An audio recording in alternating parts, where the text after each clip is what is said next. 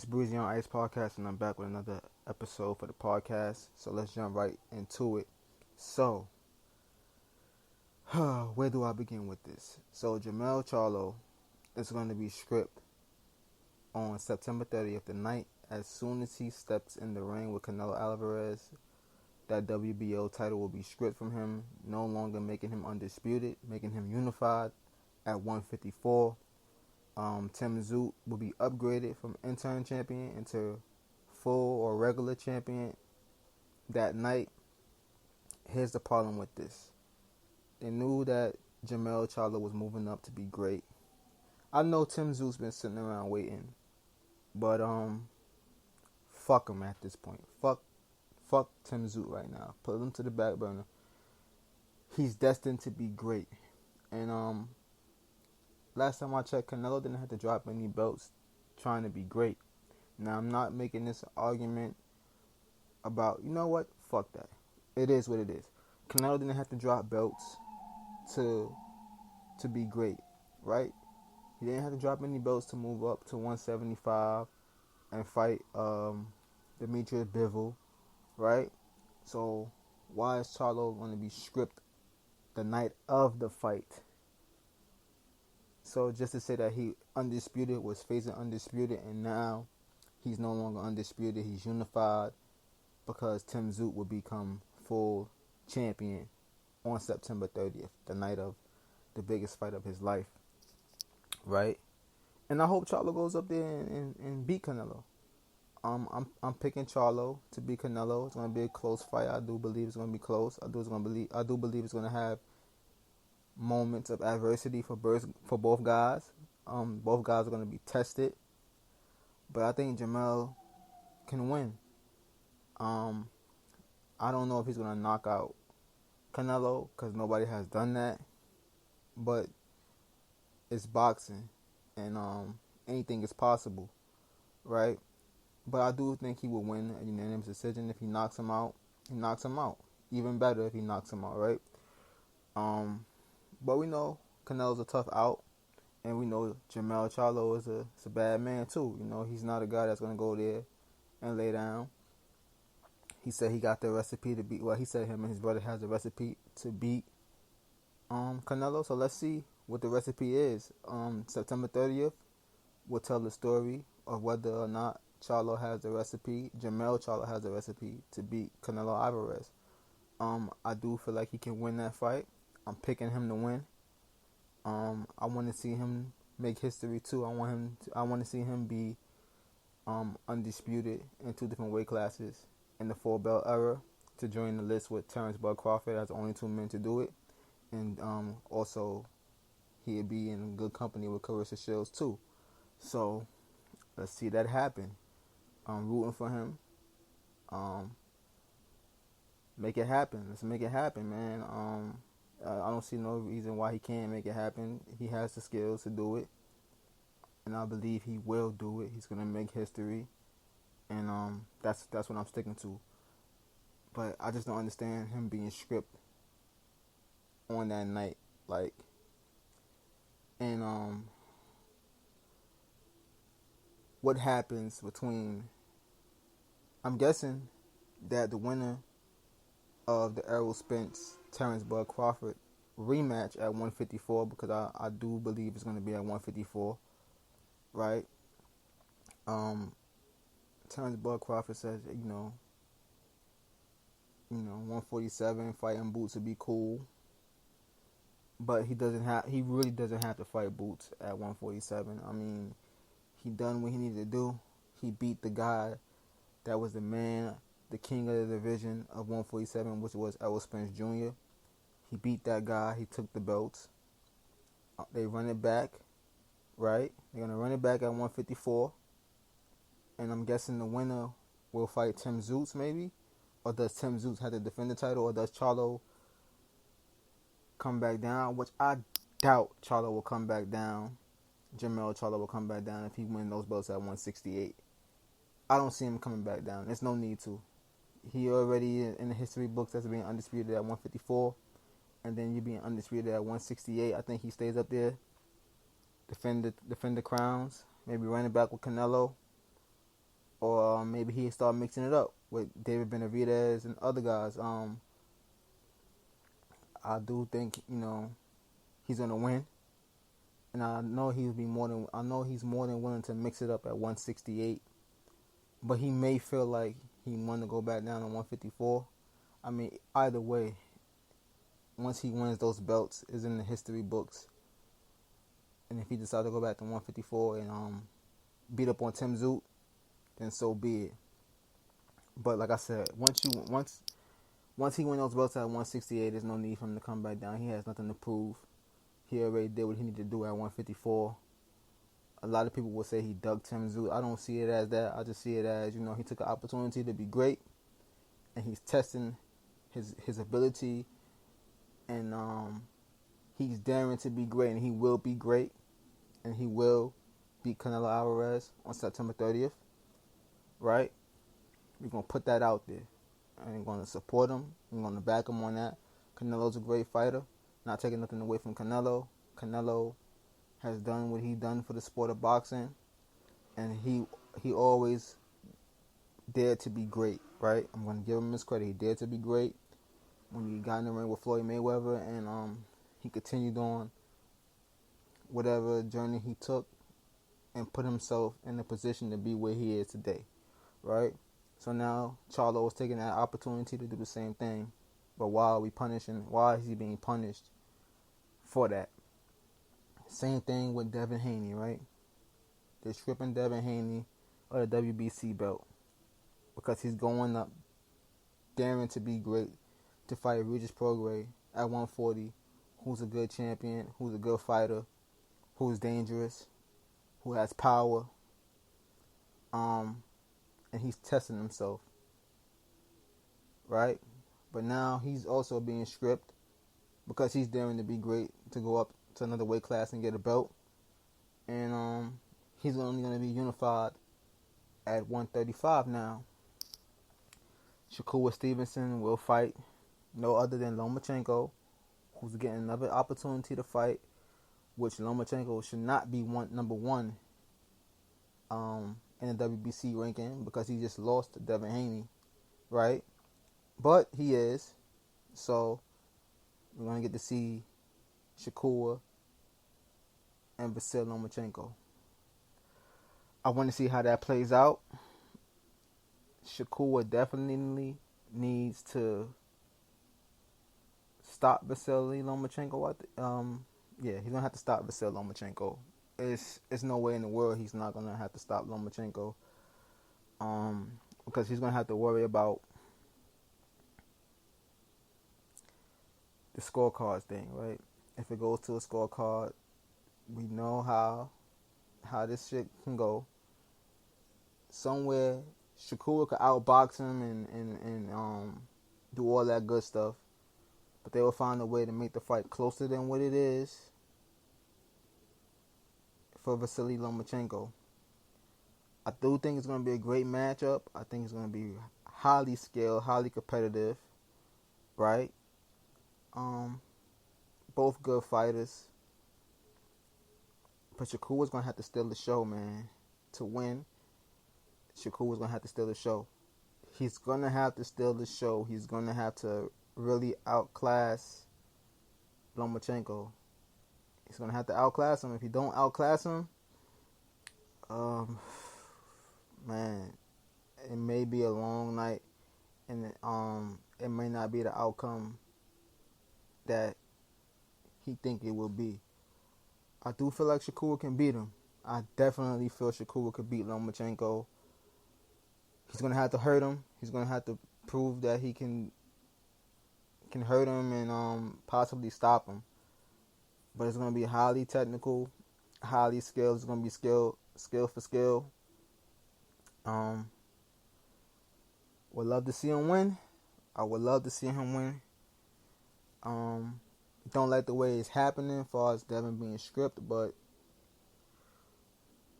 who knows? Hopefully, if Devin take care of business at 140 and beat Regis Prograis, it probably won't even matter either way because Devin Haney probably stay at 140 anyway. If he gets that WBC belt at Yeah, is it the WBC belt that Regis Prograis have? I think he does have the WBC belt at 140. If he gets that belt from Regis Prograis, right, it gives him that golden opportunity to make that fight with Teofimo Lopez. And that's a big fight at 140. Teofimo Lopez versus Devin Haney. But if Devin Haney is to lose, he's still unified at 140, and he will be forced to either fight Lomachenko again, or he'll be fighting Shakur Stevenson. Hopefully it's Shakur Stevenson, and he decides to come back down for that one more fight. But I'm hoping he just take care of business at 140, and get the Teofimo Lopez fight. Everybody wants to see him and T.O. square off. I think that's the best for boxing. T.O. rise to the occasion in big fights. You can actually call him you can actually call him big time T.O. because in those moments he rises to the occasion. He performs well.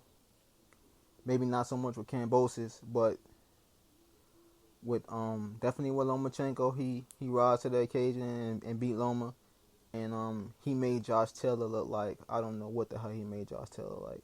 But Josh Taylor did not look like Josh Taylor against Teofimo Lopez. He looked very sharp in that fight. And hell, he could have stopped Josh Taylor in that fight too. So he definitely wake up for those big fights. And I think it's time for him and Devin Haney to square off. And the winner becomes unified at 140. And then it's just 2 more belts left to get after that for whoever does it. When that fight does happen, I'm gonna roll with Devin. Because Devin got it out the mud, man, and you can't hate on his story. You can't hate on how he had to go get the belts, going to Australia twice, taking less money. He got put through the ringer. Kambosos is not really one that fight him neither. So he got his stuff out the mud, man. He got it straight out the mud, straight out the dirt.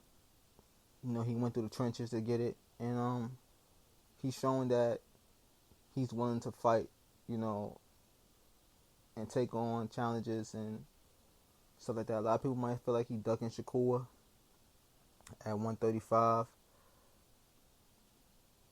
If this is my thing though, if Shakur Stevenson didn't like the offer, right, of the 25%, right, he was able to negotiate that. He could have said, you know what, Dev, that 25% you offering me, I feel like I'm worth more than that. I feel like I'm worth 60-40, or at least give me 35% of the pie. And I do feel like they could have hammered out a deal at 35 or 40%. I don't see 50-50 because Shakur doesn't have a belt at 135. Devin Haney has all the hardware.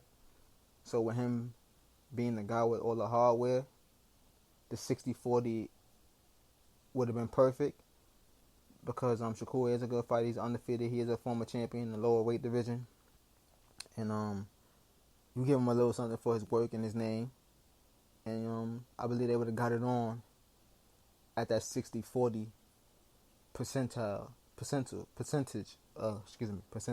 would have got it. That 60-40 percentage would have been perfect. He couldn't say that he was lowballed. It would have been a good offer to give Shakur, but it didn't play out like that. So they will cross paths eventually. I don't think Shakur was going to be at 135 for too long. So they will meet at 140. I believe a lot of the big fights is going to be made at 140, as far as with the young guys, with Shakur, with Devin, with T.O., with Ryan Garcia, because 135 is going to become either Frank Martin's division. I think Tank is going to still be there, so either Frank Martin, Tank, or Keyshawn Davis will own 135 eventually, because those guys are moving up to 140. I believe Shakur will be at 140 probably by next year. You know, I don't see him staying at 135 too long. I do think he wants to get some belts in that division, possibly become undisputed in that division, and then move up and try to conquer 140. I believe Haney and I believe T.O. can go up to 147 too. So those guys will probably be up to, move up to 147 eventually too, because with Arrow leaving the division, you will have Boots, Virgil Ortiz, if he's still at 147. I don't know what's going on with Virgil, but he has to get his health and stuff in check first before he can think about boxing. But 147 would eventually be Boots' division. Yeah, he will take over that division once, you know, Spence's out of the division. Once Terrence Crawford decides that he's going up to 154 too, I believe Boots' reign begin, because he'll fight for the WBO belt, I believe, once those belts are dropped by Terrence Crawford.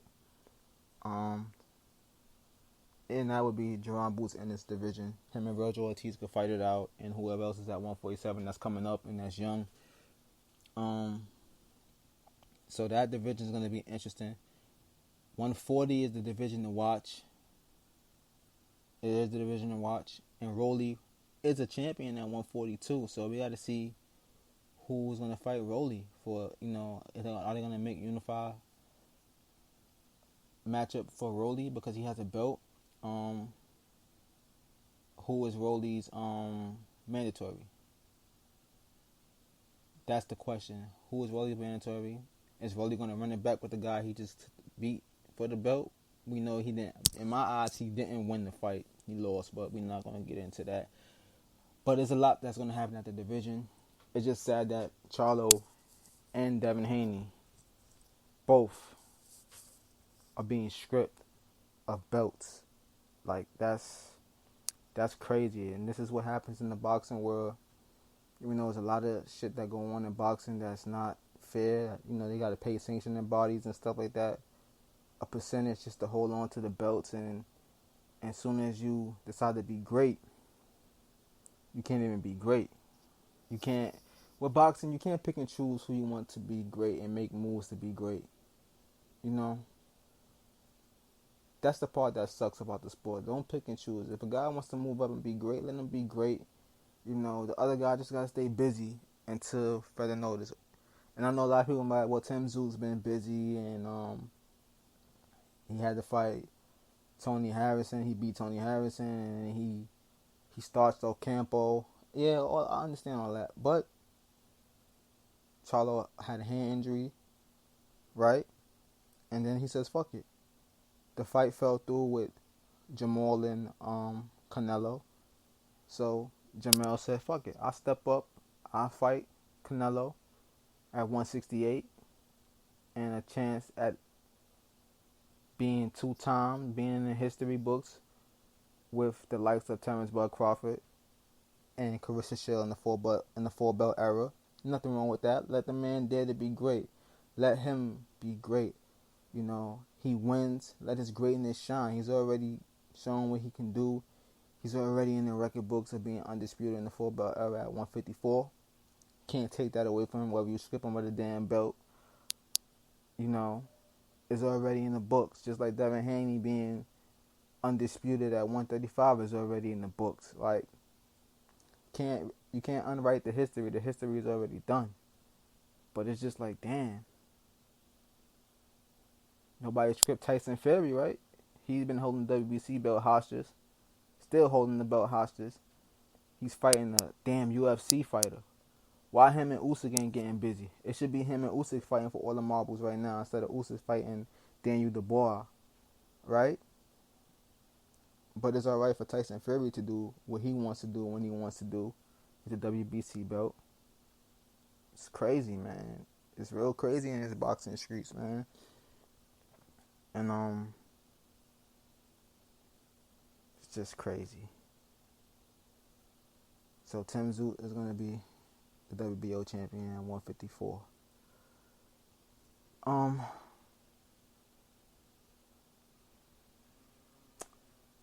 Hopefully the winner Spence gets a crack at that belt.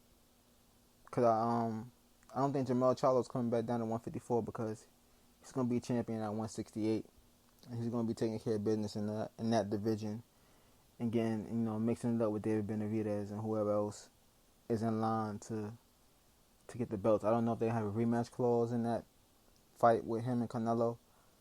I know Canelo signed a 3-fight deal, so I'm guessing if he loses, a rematch clause will be in the works of that somewhere along the line. So we have to see how that plays out. But if there's no rematch clause in that fight, and Jermell do what most people think is the unthinkable,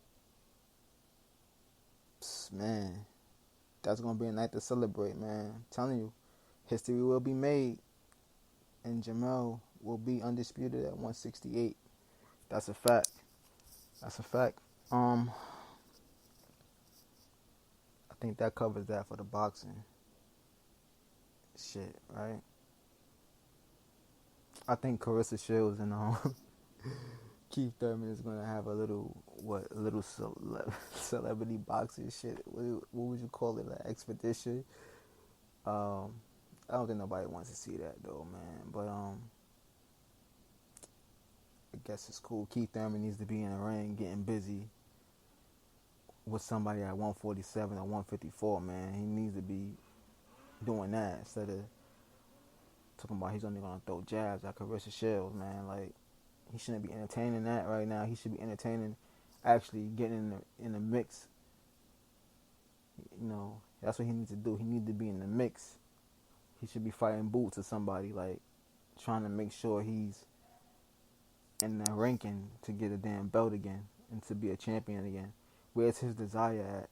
Where's his fire and desire? I mean, he has none of that right now. Like, what's going on? Keith Head not in the game. He too busy entertaining Carissa Shields.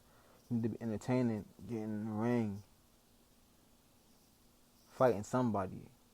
Go up to 154, fight Danny Garcia, fight somebody, man. Like, damn. Let's get into some baseball news. Looks like Justin Verlander got traded from the Mets after signing a 2-year deal worth $80 million. He gets traded, and he's actually happy to be back in Houston, where he won some championships at. I'm guessing he feel like he can win another championship in Houston. I mean, they traded him to a team where he has the opportunity to actually compete for another World Series ring, right? I guess congratulations to him because the Mets is not going anywhere. It talks about trying to make sure, they lock in Pete Alonso in the free agency for next year. And I think we have more things to worry about for the Mets than Pete Alonso. Something went wrong. At least last year we actually had a shot at winning the division. This year we have no shot at winning the division. Damn near last place in the division. Atlanta is running away with the division as usual. The damn Miami Marlins is playing better than us. I believe they are in second place. And, a lot of trades went on. Teams got better, made moves. Josh Bell is in Miami now with the Marlins. And that's a good move for them because Josh Bell is a good player. He's a good first baseman. Like Josh Bell a lot. He get out of his situation in Washington. I know he went there for the money. The Nationals suck. They haven't been good since they won the World Series, even though they won that World Series without Bryce Harper. So I can't say they was that bad because they did win that World Series without Bryce Harper. They did win the World Series without Bryce Harper. I think they got rings, right? I don't want to lie, but I think they did win a World Series without Bryce Harper, which was fantastic, right? That was fantastic, and can't take nothing away from them. And yeah, but don't sleep on the San Francisco Giants, man. Don't sleep on them. They win every other year. I know Madison Bumgarner is not with them anymore, but they're looking pretty good. They're looking pretty good. They're playing pretty good this year. They got themselves in a position to make some noise. Um, they're probably gonna come in as a wild card team, but still, man, they can fuck around and make it to the World Series and actually win. It's been a couple of years that they haven't been there, so I think they're knocking on the door, and they can win it all. Hell, it might be them. Nah, it won't be them in Atlanta, right? Because I'm not sure if they're in the National League or the American League. Well, whatever division they are in, far as American League, National League, that's gonna play a part. I was gonna say they probably play Atlanta, but I think they're a National League team, and if they're a National League team, they would have to beat Atlanta to get to the World Series, which can happen. But it's baseball, and stranger things happen in baseball, man. That's for a fact. You never know with baseball, but the New York teams suck. We do know that they suck. They're not playing well. They're not living up to New York standard. The Yankees are in last place. Baltimore is running away with that division. After Tampa Bay has been playing good all year, they've been sliding, and Baltimore leads the American League East.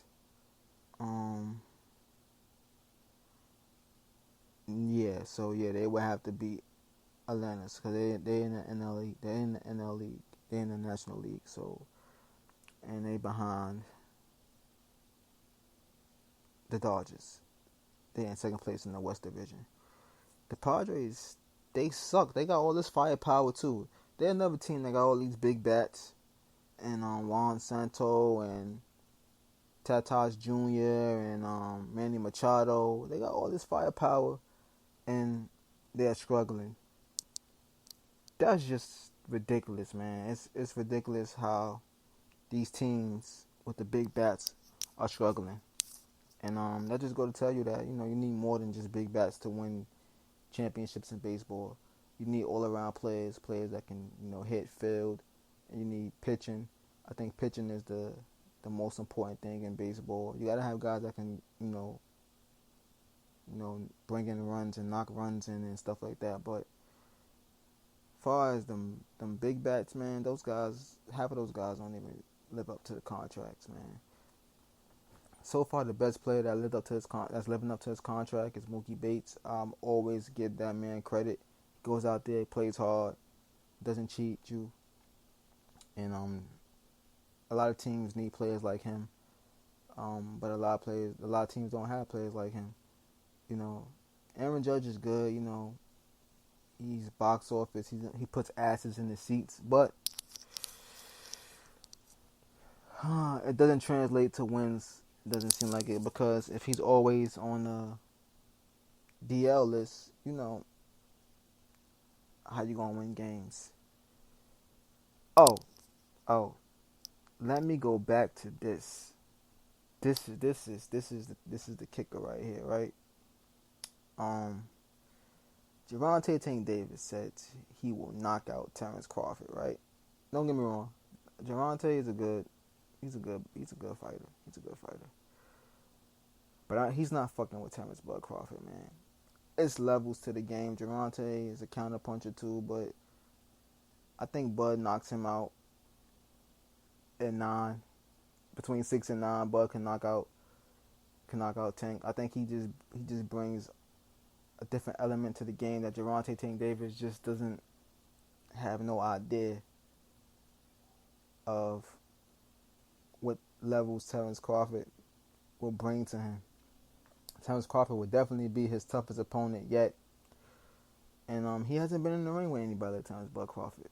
So to say he knocked Bud out, I had to see it to believe it. Anything's possible. It's boxing. That's why you fight. But yeah, he's not fucking with Bud. I think he just need to focus on, doing what he need to do and taking over whatever division he's going to be in. I don't know if he's going to be at 140 or 135. I think he's 135. He needs to focus on taking over 135. It's fights there for him. There's a lot of fights there for him. There's good fights there for him. Frank Martin is there. Shakur Stevenson is there. Lomachenko is there. Um, I want to see him mix up with somebody, and I want to actually see Gervonta Tank Davis get some hardware. Not no regular belts. I need him to get actual belts, you know. I need him to have more than one belt, you know, like be unified, you know, be undisputed maybe. Like Tank, can we get some of that going, man? You like I said, you're a hell of a fighter. You're a good fighter, man. You got a lot of skills in your toolbox. You know, people just think you have knockout power, but you can do a little bit of everything. But not on Terrence Bud Crawford level. But to get you up out of there in 6 or 9. Um, Not counting you out, but I just think Bud is just levels to it. It's just levels, and like I said, I would have to see you knock Bud out to believe it. Um, but I just thought that was interesting that he said he could beat Bud, but he's a fighter, so he's supposed to say he could beat Bud. That's what fighters are supposed to do. They're supposed to believe that they could beat, you know, another fighter. You know, you have to believe it. You know, so I ain't mad at him for saying that he would do it, but I have to see it to believe it. It's me personally. I have to see that shit to believe it. He had to prove that shit.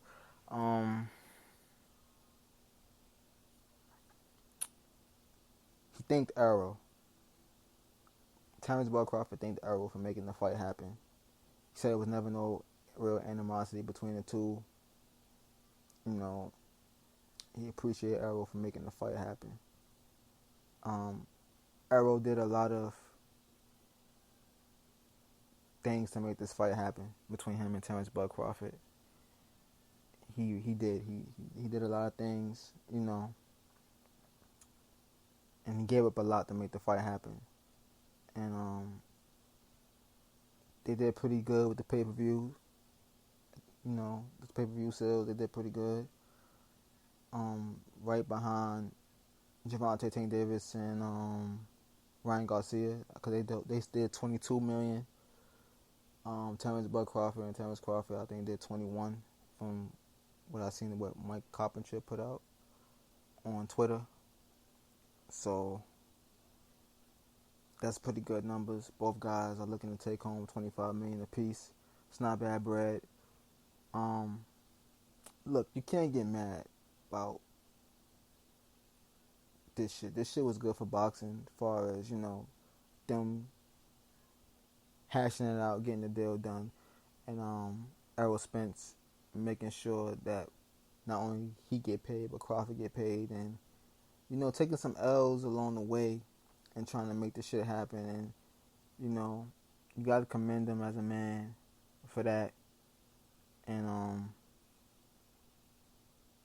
I think it's good that, you know, Crawford thanked him and said that there's never been no bad blood, no animosity, no nothing crazy. You know, you gotta talk. You know, you gotta say what you're gonna do to each other to sell the fight. It's boxing, so, you know, I get that aspect of it. You know, but it was never like bad blood, like how people wanted it to be. You know, I think fans, you know, they play a lot into the shit of wanting the shit where these two guys really hate each other and all that. Nah, you know, bad enough, you know, these guys get in there and gotta punch each other in the face for a living, and, you know, they don't need to hate each other, you know. I'm glad they was able to make bread with each other. I did think it would be more competitive, and if they run it back, I do think it would be a little more competitive at 154. I think Arrow will look like Arrow, and we'll get a good fight, and we'll get to see, you know, Arrow be himself and do things that Arrow will do, even though I think Bud still will edge him. But I want to at least see him win some rounds, you know. I want to at least see Arrow look and do certain things that I know he can do. So I believe 154, we'll probably get to see that. And the winner gets Tim Zoot. I think both guys beat Tim Zoot. I'm not big on Tim Zoot at all. Yeah, he stopped Tony Harrison, who's a good fighter, but I don't know what the hell Tony Harrison was trying to do against Tim Tszyu. I really don't know what his game plan was against Tim Tszyu. And we all know that Tony Harrison, his chin always been questionable, and and he seems to just, I don't know, he seems to just fatigue or something at a certain point in the fight. You seen it with Charlo in the second fight. He was literally winning. I don't care what nobody says. I love Charlo. I think Charlo's a great fighter, but he literally was making life hard for Charlo and possibly up in that fight until he started playing around. You see, and doing all that extra stuff, and then you get caught with something and get your ass knocked out. And that's what happened to him, because he was very competitive in both of those fights, and more so the second fight. He was very competitive in the second fight, giving Charlo all he can handle. Charlo was doing some things too to him, and Charlo caught him. He caught him. You know, Tony Harrison got too cute, and he caught him, and he paid the price. And I think that fight made Charlo better. The Brian Castano fight the first time, you know, when it came out to be a draw, that made Charlo better and made Jamel go back to the gym and just, you know, get on his shit. And then in the second fight, he stopped Brian Castano, you know. So those fights made Charlo better, because Charlo had that opponent. He had two opponents that was able to test him to a certain extent to bring out the best in him. And you need that as a fighter. You need somebody that's going to test you, drag you into deep water to see if you're going to swim, sink, or drown, right? Which is probably all the same thing, but don't worry about that. But you need that. You need that, because either you're going to rise to the occasion or you're not. And then you know what you can do better. And then if you go into the next fight and that person beats you again at your best again, and you come in there better, and if that person just beats you, then you know, all right, that's my kryptonite. He has my number. That's it. Sometimes another fighter just have your number. But you get in there with that person twice or whatever, and you find out, you know, and if you get better in those fights with that, against that fighter, then you could take away something from that. And when you go on to fight somebody else and they do certain things that another fighter does, you can say, I've seen that before, so I know how to deal with that, but he's not that guy. And you know, you do what you gotta do to beat that fighter. So I believe that's what Jamel Charlo went through. And he passed those tests with flying colors on that second attempt. And that's what's great about boxing. You know, that's the great thing about it. And I think he's gonna be able to show and do some things against Canelo that's gonna make him a champion that night. Amanda Serrano fights this weekend against Heather. I think she washes her. She may even stop Heather. I'm not too big on, you know, I think it's Jake Paul and Nate Diaz. I don't really care about that shit. Won't pay for that at all. I do want to see Amanda Serrano, but I don't see me paying a pay-per-view fee to watch a YouTuber and a former UFC fighter fight. I don't think it's gonna be interesting enough to watch that.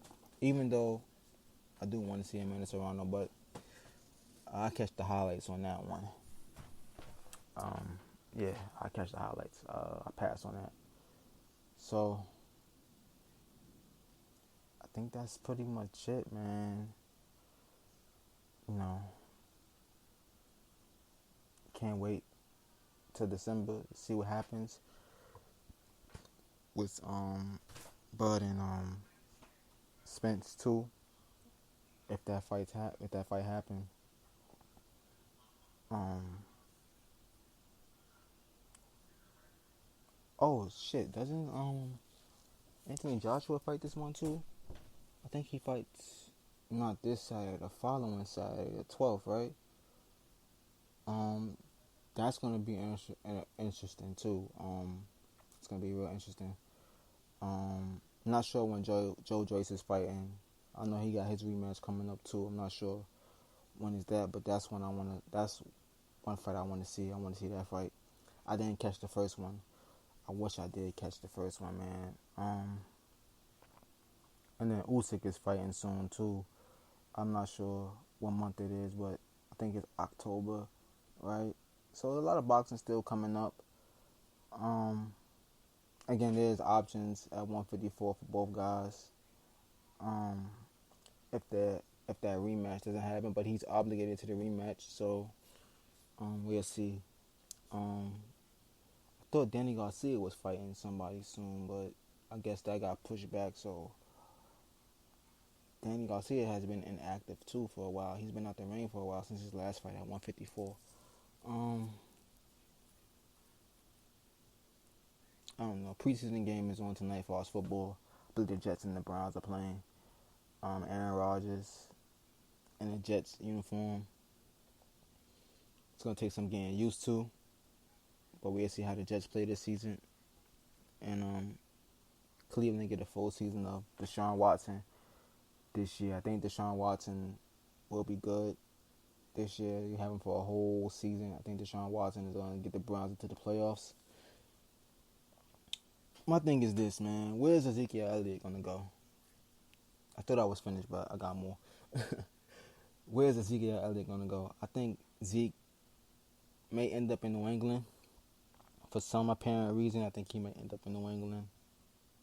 Sony and Michelle just retired from the Rams, so the Rams may be looking at Dalvin Cook or Ezekiel Elliott too.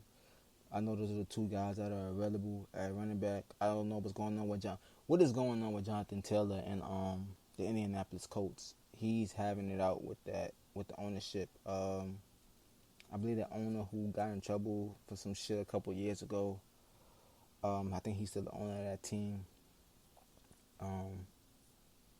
They don't want to pay Jonathan Taylor. So if your teams, right, wouldn't you be calling about Jonathan Taylor maybe to see what his availability is? I know Indianapolis probably won't want the house for Jonathan Taylor. They would want something special or something of significant value. So I want to see how that plays out because Jonathan Taylor is a good running back. I believe he was at least top 5 last season, if not better. So you have that situation going on with him. You don't know where Dalvin Cook is going to end up. And Ezekiel Elliott, who I think is still pretty productive, is out there. If he ends up in New England, that'll be a nice little piece for the Patriots and Ezekiel Elliott. I think he helps that team out pretty well. Take some pressure from Mac Jones as far as passing the ball all the time. I don't know why New England didn't go after DeAndre Hopkins, but they have a system. Bill Belichick have a certain system that he wants his players to buy into and abide by. And a lot of players cannot fit into that type of thing. Chad Johnson talked about, or Chad Ochocinco talked about how that system is with Bill Belichick and how tight it is and how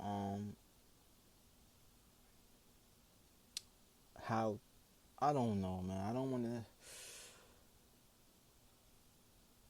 How you have to follow through with what Bill Belichick and that system wants from you. So all of the antics was out the window. So if you're a player with personality, New England is not for you. Because you have to live by that system. And for a lot of players that have personality, that may not be for you. But if winning football games is, I can't even say that because what has New England won in the past couple of years? So can't even say that. We could talk about yesteryears with New England when Tom Brady was there, but New England hasn't won nothing recently, so we won't get into that. That's obsolete. But yeah, Jonathan Taylor's a good running back, so I want to see what happens with him. Saquon Barkley got a shitty end of the deal with the Giants. The Giants was able to give Daniel Jones all that money, and he's not even I don't even think he's a top 20 quarterback. But Zeke couldn't get paid. I mean, not Zeke, but shit. And getting the names going all over the place. Saquon Barkley couldn't get paid, which is crazy to me. But they're gonna end up losing Saquon Barkley. Excuse me. I think Saquon Barkley will walk next year. I think he leaves. It's gonna be an interesting season. I still want to see what Dalvin Cook ends up. I think he's a great running back too. So wherever he ends up at, he's gonna help them get better. And I believe Ezekiel Elliott will be a New England Patriots. It just seemed like it's fitting. I think it's gonna come to that. I think New England gets him at a good price. They're not gonna have to really overpay Zeke. I think they can get Zeke at a mid-level. Maybe they get him at a mid-level exception. Nothing too crazy because I think they'll give Zeke a deal that's Patriot friendly. They're gonna give him a Patriot friendly deal, and then if he meets certain incentives, they will, or exceed certain incentives, he will get that. He will get a little more for next year, some shit like that. New England is good for that. They're good for doing deals like that. So we'll see. But I do think he ends up there and nowhere else. Dalvin Cook can end up anywhere. It remains to be seen. So peace and love as always. Like, comment, subscribe. Breezy out.